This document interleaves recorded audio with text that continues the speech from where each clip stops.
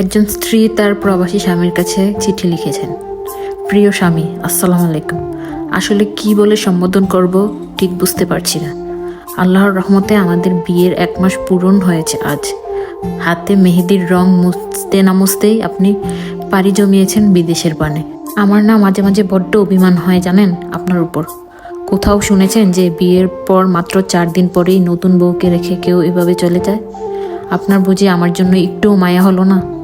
এই দেখেন, শুরুতেই আপনার উপর সমানের রাগ ঝেড়ে যাচ্ছি আমি, অথচ এখনও জিজ্ঞেসই করিনি আপনি কেমন আছেন। আচ্ছা, আপনি কেমন আছেন সত্যি করে বলেন তো? আল্লাহর রহমতে ভালো আছেন বলেই আশা করি। মায়ের কাছে শুনেছি আপনি নাকি খাওয়া দাওয়ায় অনেক অবহেলা করেন। ওখানে গিয়ে ঠিকমতো খাচ্ছেন তো? আপনি যে অগোছালো আর ভুলমো না। মনে আছে আপনি যে প্রায় বাইরে বেরোনোর সময় রুমাল আর হাতঘড়ি নিতে ভুলে যেতেন, তখন আমি ছুটে গিয়ে আপনার রুমাল আর হাতঘড়ি এগিয়ে দিতাম। ওখানে আবার এসব ভুলে রেখে যাবেন না। ওখানে কিন্তু এগুলো মনে করিয়ে দেওয়ার জন্য আপনার কোনো বউ নেই। আচ্ছা, মালয়েশিয়ায় নাকি সব সুন্দরী আর সাদা চামড়ার মেয়েদের আনাগোনা বেশি। ওখানে আবার তাদের দিকে হা করে তাকিয়ে থাকেন না তো? আপনি কিন্তু জানেন আপনার বউয়ের যে সুন্দরী এই জগতে আর কেউ নেই। ভুলেও যদি একবার আপনি তাদের দিকে তাকান তবে কিন্তু আমি বাপের বাড়ি চলে যাব বলে দিলাম। আজকে মা রান্না করেছে শিং মাছের ঝোল রাঁধছিলেন আর আফসোস করে বলছিলেন, আমার পোলাটা মালয়েশিয়া কি গিয়া খায় কেডা জানে, ওইখানে নাকি সব সাপ কচ্ছপ রান্ধে।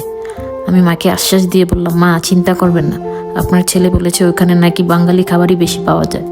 মা চোখের পানি ফেলে বললেন, যাই বলো বৌমা, আমার হাতের তৈরি খাওয়ান পাইলে পোলাটা যে তৃপ্তি নিয়ে খাইতো, ওখানের বাঙালি খাওয়ান খেয়ে কি সেই তৃপ্তি পাইব? মায়ের কথা শোনার পর আমার মনটাও বড় খারাপ লাগছে। মা মাঝে মাঝে প্রায় কান্না করে আপনার জন্য। বাবা একা বাজার করে হাঁপিয়ে ওঠেন। বাড়িতে এসে বললেন, আমার মামনটা 1 মাস হইল বাড়িতে নাই, পোলাডারে ছাড়া ঘরটা কেমন খালি খালি লাগে। বাবা আপনার পচে খেজুরের রস নিয়ে বসে থাকেন, মা পিঠা বানিয়ে অপেক্ষা করেন। আপনার বোন রুমি তো আমার সাথেই ঘুমায়, রাতভর আপনারই গল্প করে আমার পাগলি ননদটা।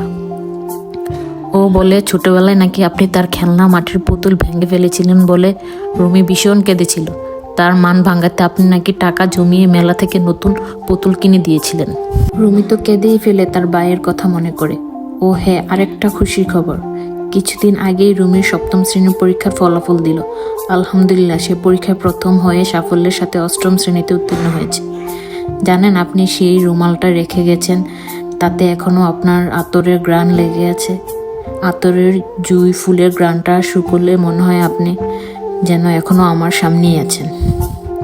আপনার পাসপোর্টের জন্য তোলা সেই ছবির 1 কপি এখনও আমার বালিশের নিচে রাখা। সেই দিন ননদিনী দেখে ফেলে কি লজ্জাটাই না দিল। বাড়ির সামনে আপনি যে মেহেদি গাছটা বুনেছিলেন সেটা বেশ বড় হয়েছিল, কিন্তু পরশু সকালবেলা উঠে দেখি ছাগলটা গাছটা ভেঙে রেখে গেছে। মনটা খারাপ করবেন না, আমি 2টা মেহেদি গাছের চারা বুনেছি আজ দুপুরে। মিনি 1 সপ্তাহ হলো 4টা বিড়াল ছানা জন্ম দিয়েছে। আমি আর রুমি পালা করে বাচ্চাগুলোর দেখাশোনা করছি। বেশ বড় হয়েছে বাচ্চাগুলো। তাদের নাম দিয়েছি টিনু, মিনু, বুলি, লালি। কেমন হয়েছে নামগুলো বলেন তো? কাল মিন্টু এসে আপনার বুক সেলফ থেকে 2টা বই নিয়ে গিয়েছে। বলল, ভাবি, মামুন ভাই থাকলে কত বই পড়তে পারতাম। তার কথা বড়ই মনে পড়ে। আচ্ছা, আপনি কবে আসবেন বলেন তো?